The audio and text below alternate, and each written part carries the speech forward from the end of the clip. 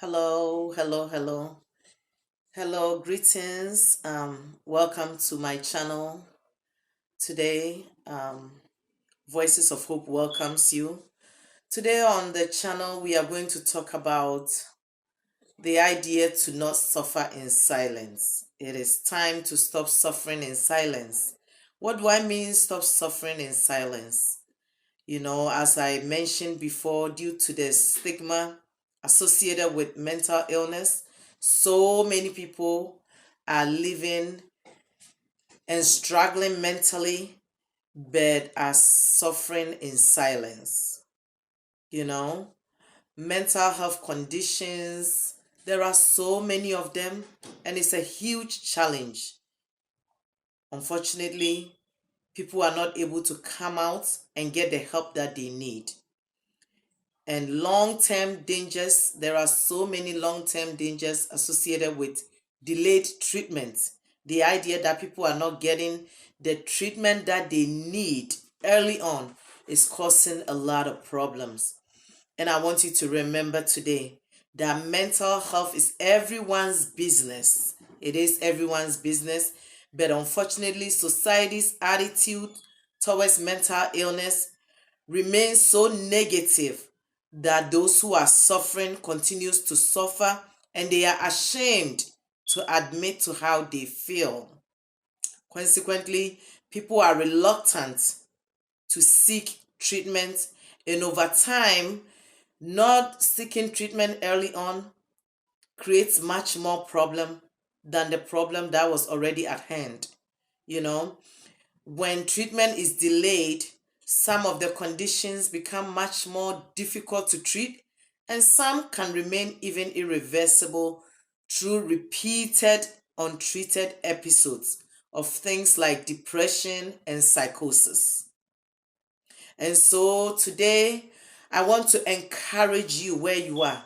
I want you to help advocate, encourage others out there that it is okay to seek help.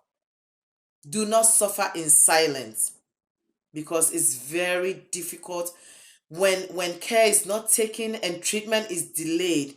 It takes time, and the turnaround for someone to continue to feel better takes a very long time. What are some of the reasons why we must not suffer in silence?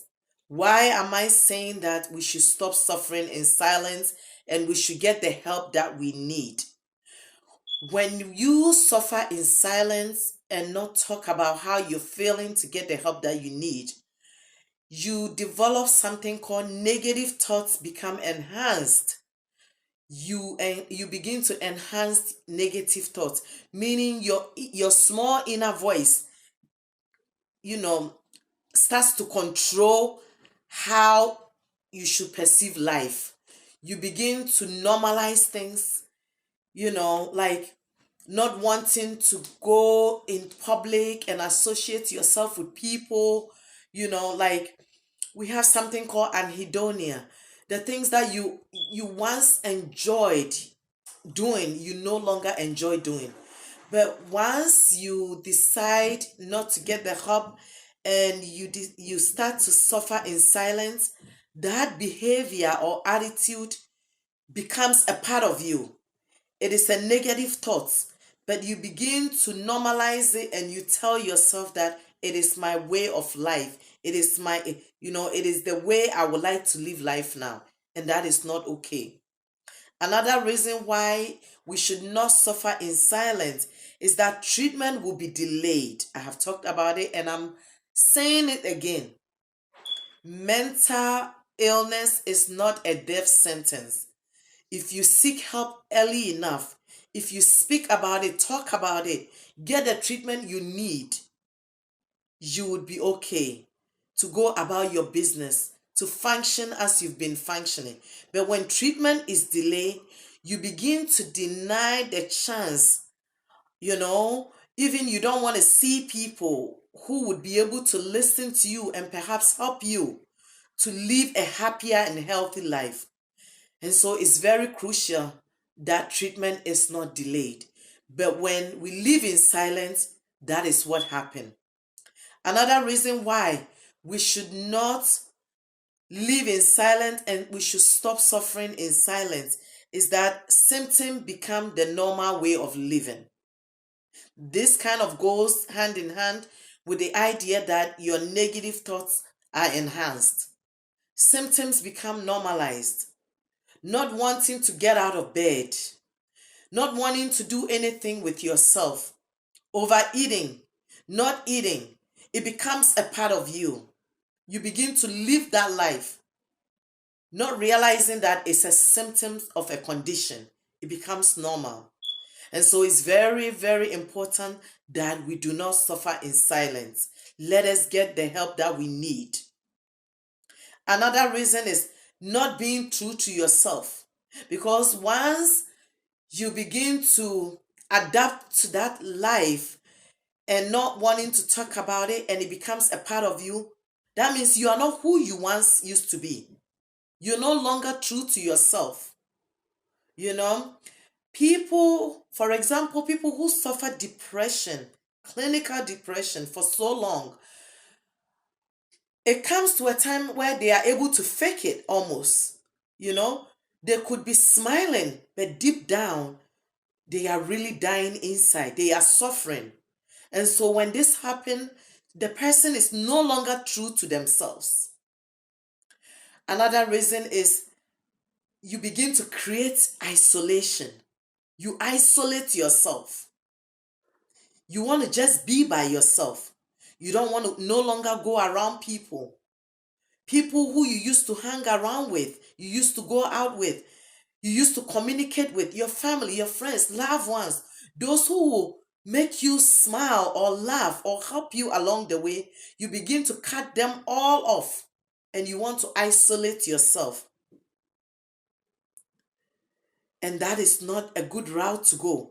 Once you begin to isolate yourself, when your symptoms get worse and worse, it becomes much more detrimental to your health. And remember, we talked about it last time that there is a great link and connection between your mental and your physical health. And so isolating yourself and not wanting to do certain things creates much more stress on you. And we know what stress can lead to physically. And so it is very, very important that you do not suffer in silence. Do not suffer in silence. There is help if you seek help early on. You know, stigma of mental illnesses begin to rule your life. You know, and the stigma is so real, it is so negative that people are having a hard time to admit to even their loved ones that they need help. You know, yearly, year after year. For example, depression. Nearly 16 million people, statistics wise, suffer depression yearly in the United States. And they are not able to admit to it. They are not able to get the help that they need because of this stigma.